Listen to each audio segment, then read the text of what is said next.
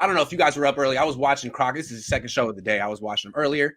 He's talking about Peter King, who all of a sudden everyone in the national media has a lot to say about Trey Lance. And I think it's really interesting because it seemed like for a while he was like the person you couldn't talk about.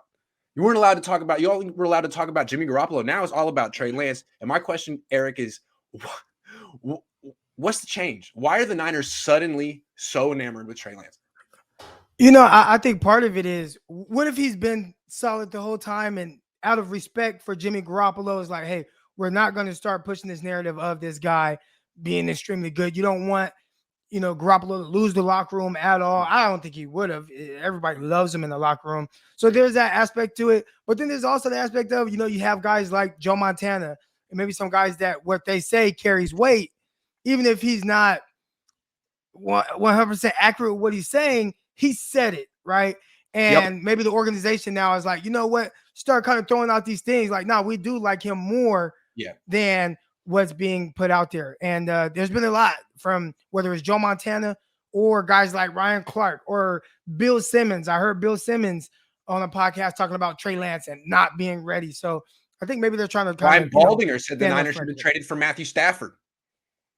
Right. Yeah. And Baldinger is a guy who previously was like, really likes Trey Lance. So I don't know, man. This has been probably one of the more polarizing quarterback situations in recent years. Yep. I think you hit it on the head. Those are the two things. To me, Trey Lance has pretty much always been impressive. They were always enamored with him. That's why they drafted him. I was there in training camp. I was really enamored with him. And I'm not an expert, but he was damn good in training camp, in my opinion. And I'm not surprised that he was damn good on the scout team because he is damn good, at least damn talented.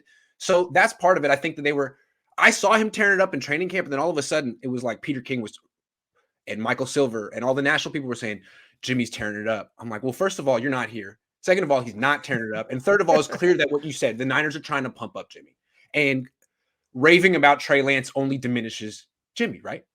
So I guess that's part of it. But the other part of it is like when Joe Montana comes out and says people in the locker room say Trey's not ready. That's like a code blue. You got to get out in front of that. That's a problem. It's not just I think it's true, though. Yeah. I think it's true. I do. And my thought process behind that is, what do these guys know, right? Like, so let's hypothetically say it's Deebo Samuel, right? Because he's been a guy that's really been out there. They took a picture together, Joe and Deebo, right? Yeah. Right. He's been on Radio Row, all that stuff. Deebo's been the face of it. He's doing an awesome job. But all Deebo Samuel knows is Jimmy Garoppolo. When Deebo came into the league as a rookie, Jimmy Garoppolo they went to the Super Bowl. So that's all he knows there. And then when he had an all-pro season with Jimmy, right? Right. When he was hurt last 2020, Jimmy Garoppolo was also hurt.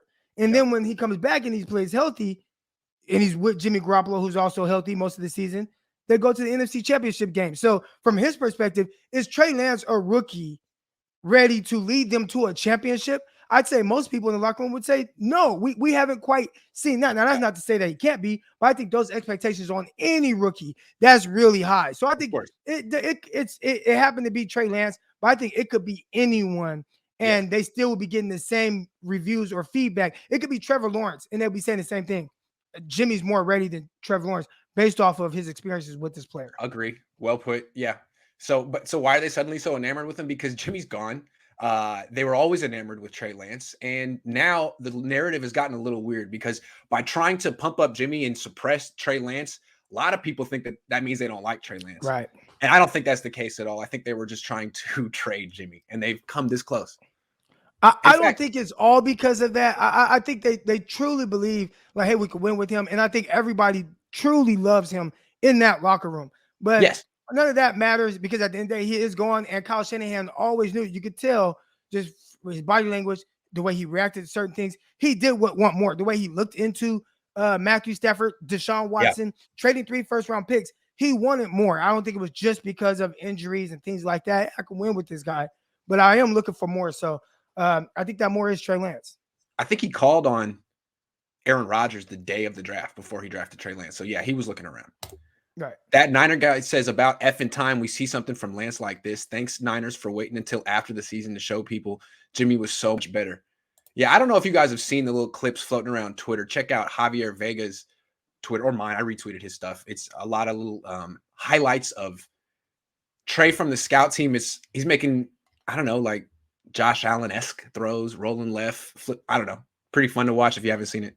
I have my opinions on it. Like one play, he probably was sacked. Like if I'm Yeah, defense, yeah, I'm yeah, like, man, that's a sack. Or one play is a little bit behind. But one thing about Trey Lance coming out of college, it was clear he needs more reps. He needs to throw the yeah. ball a lot more.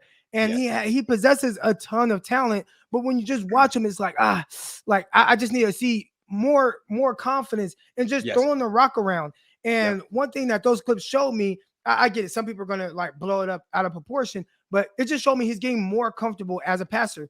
And the more comfortable he gets, the more high level things you're going to see him do that maybe you can't get from some of the other quarterbacks that have been quarterback in the 49ers in recent years. It's interesting. You went with arm confidence. I was really enamored with Trey Lance in training camp, but I had to admit that he was not the most confident. Like I kept comparing him to Colin Kaepernick, and I think Trey Lance is more gifted than Colin Kaepernick, much younger than Kaepernick was coming in the league. But Kaepernick was extremely confident in his arm.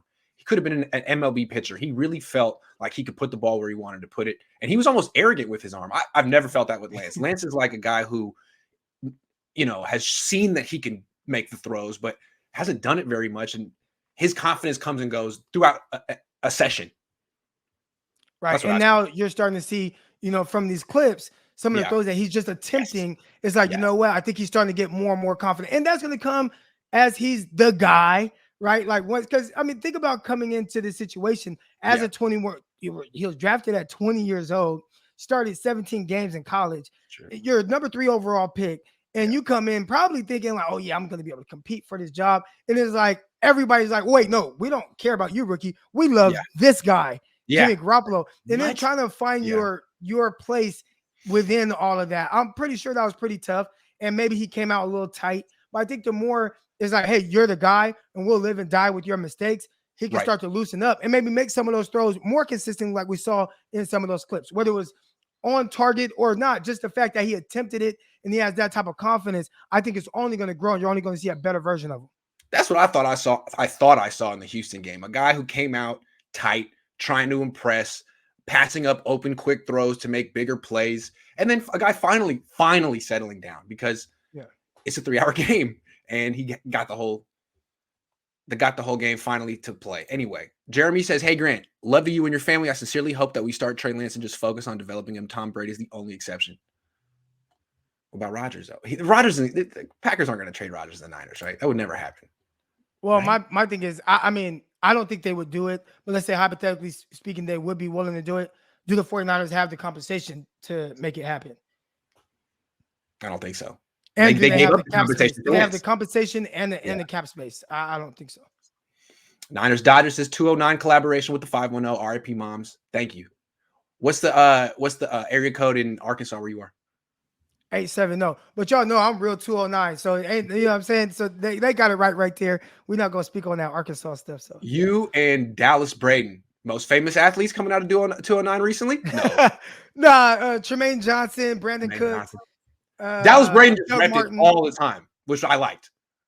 I don't know if you know Julius Thomas. Man, we got some athletes come out of Stockton. The Diaz brothers, you know what I'm saying? Okay. Nate, All right. I'm getting some terrible lighting here. Hold on. I'm going to be like this.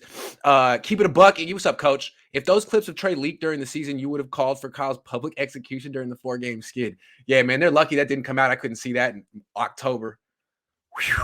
Looked pretty good to me.